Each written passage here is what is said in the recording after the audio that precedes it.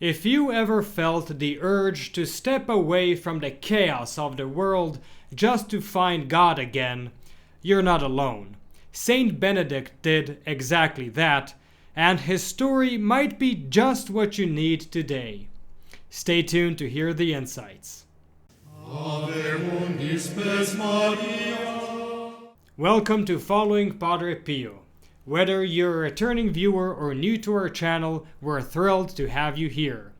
Padre Pio, a Capuchin friar and a miracle worker, continues to inspire and intercede for souls today. Discover how his legacy can touch your life and the lives of your loved ones. Let's begin this spiritual journey together. Be sure to subscribe and tap the notification bell so you don't miss our next video. A heartfelt thank you to our protected children of Padre Pio members. Your generosity allows these videos to reach thousands of souls, bringing hope, faith, and devotion to those in need. Not yet a member? Join today and become part of a powerful prayer community under the protection of Padre Pio.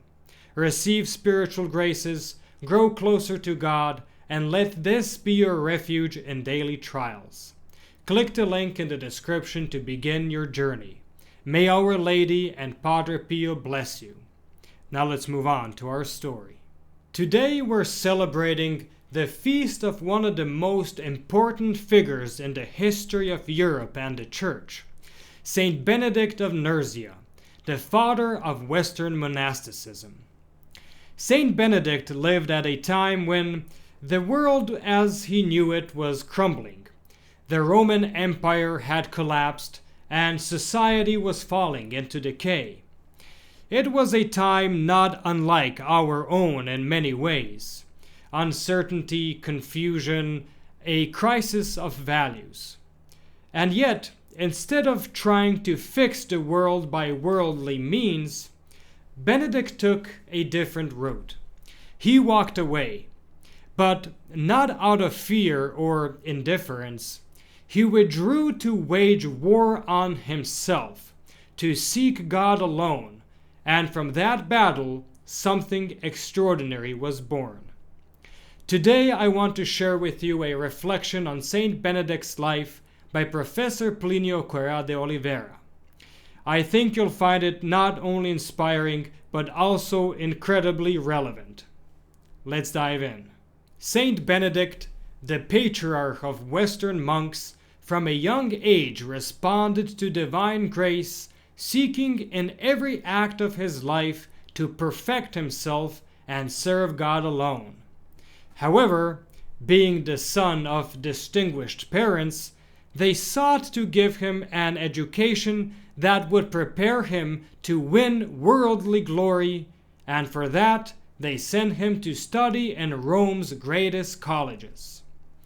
Saint Benedict, uncomfortable with his situation, found himself forced to live in a corrupt environment, as Rome was at that time, and decided to break completely with the world by fleeing into the desert. Now listen to how the professor describes those early years. Today it is often supposed that those remote places to which the holy hermits retreated were entirely free of temptations, and that their flight into the desert was therefore an act of cowardice.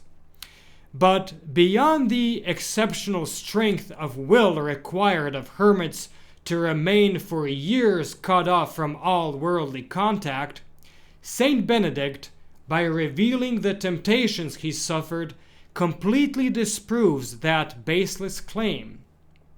So intense were the temptations he endured on Mount Subiaco, where he had withdrawn, that at times he had to throw himself into thorn bushes to overcome them.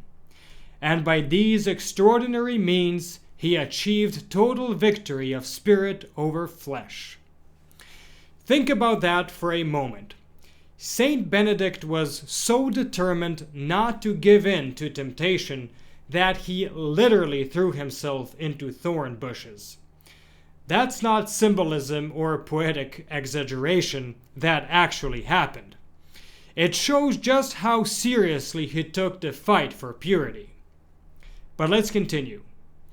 Our Lord, however, desired that the glory of his servant would shine through the world, and that many souls would be won through him. So, before long, the number of people desiring to live under Benedict's guidance grew so large that 12 monasteries had to be founded, thus beginning the famous Benedictine Order. Gifted with a prophetic spirit and the power to work miracles, Saint Benedict made an incalculable impact in his time, preaching more by the example of an austere and blameless life than by words.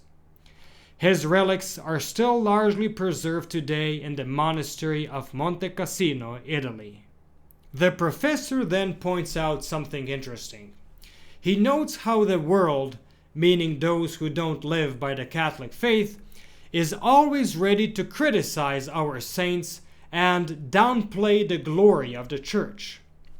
He says, if the Church presents a saint who lived in the world and overcome its temptations because he was given the grace to do so and was called for that mission, the world quickly points out his imperfections, claiming he lacked the courage to live a secluded life.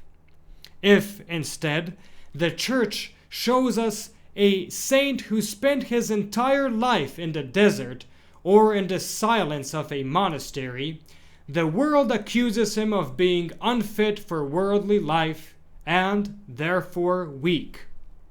Both, however, are heroes, because both must overcome themselves and the difficulties they face, whether inside or outside the world, are equally enormous.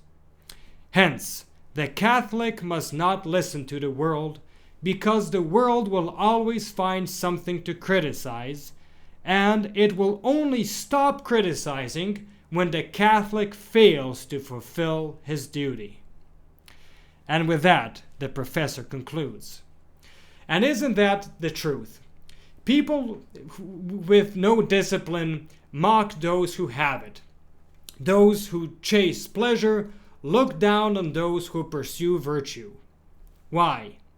Because holiness is a mirror, and most people don't like what they see reflected back. Funny how follow your passion only seems to apply when your passion aligns with the world's expectations. That's how it's always been, as far as I can tell. Cain didn't kill Abel because Abel accused him of anything, but because Abel's sacrifice was pleasing to God. But saints like Saint Benedict, Padre Pio, and so many others remind us that the opinions of worldly men don't matter. We're not here to impress the world. We're here to please God. So let me leave you with this. If your pursuit of holiness draws criticism, it might be a sign you're doing something right. Thank you for watching. Please don't forget to click the notification bell, and we'll see you in the next video.